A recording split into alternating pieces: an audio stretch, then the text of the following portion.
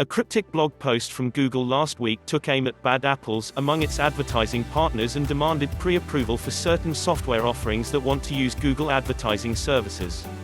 It was hard at first to discern the target of the mysterious message, but now it's pretty clear that Google fired a shot across the bow of security site AVG and others that might be tempted to trick people into installing unwanted products. The dispute between Google and its bad apples involves technical details, but fundamentally, it's about crummy products designed to force-feed ads. In the case of AVG, it worked like this: when people downloaded its free security software, they automatically received a safe search product unless they were alert enough to uncheck a box during the download process. The unwanted product then installed itself on the browser toolbars as a default search engine. It also, and this is the critical part, served as a platform for AVG to collect money by showing ads, and proved about as easy to uninstall as resigning from the French Foreign Legion. Veteran tech writer Emil Protolinski was first to report AVG's hijinks, calling it last summer the worst foistware I've ever seen. Since then, investor site Seeking Alpha warned that AVG's aggressive tactics to get ad revenue would lead Google, which supplies ads to AVG through its AdSense program, to take action. The search giant apparently decided it could do without AVG and, in its new policy announcement, explained, for example, in the last 90 days, we have seen over 100,000 complaints about software that changed users' browser settings or about toolbars that they couldn't uninstall. We want to avoid these kinds of bad user experiences. Seeking Alpha also warned that if Google jilted AVG, the site would be forced to live on Yahoo ad revenue, which would bring in less money. This prospect appears to have had its intended effect on AVG.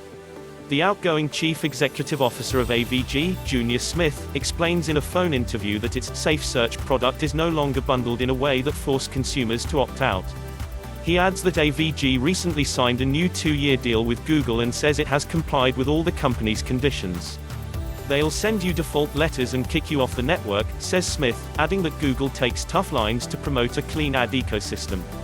Google, in response to a request for comment, would only repeat its policy announcement.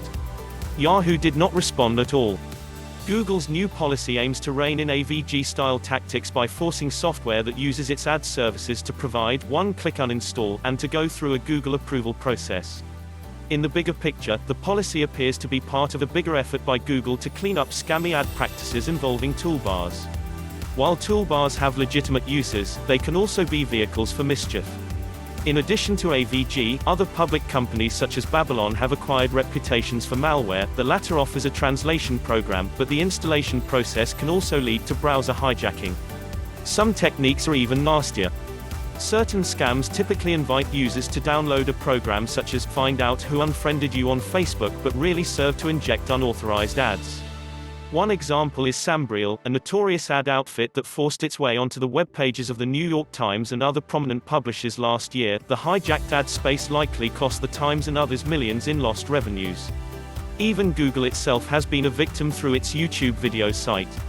An executive at a major publisher forwarded new screenshots this month, like the one below, which shows how a Browse to Save toolbar device, which claims to find deals for shoppers as they search the web, has used a Sambriel product to take over YouTube's ads. According to the executive, who did not want to be named, Google is doing the right thing but faces an uphill battle. While it can whip sites like AVG into line, sleazy actors will, unlike companies, simply shop around for another ad exchange to do the dirty work. He said that some exchanges, which act as trading houses for digital ad inventory, often turn a blind eye to bad advertisers so long as they bring in money.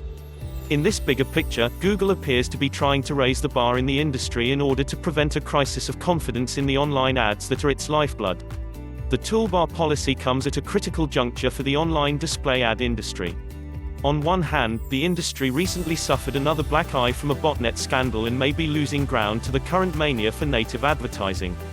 On the other hand, Google, AOL, Facebook, and others are developing a sophisticated suite of programmatic ad tools that could make the industry more efficient than ever before.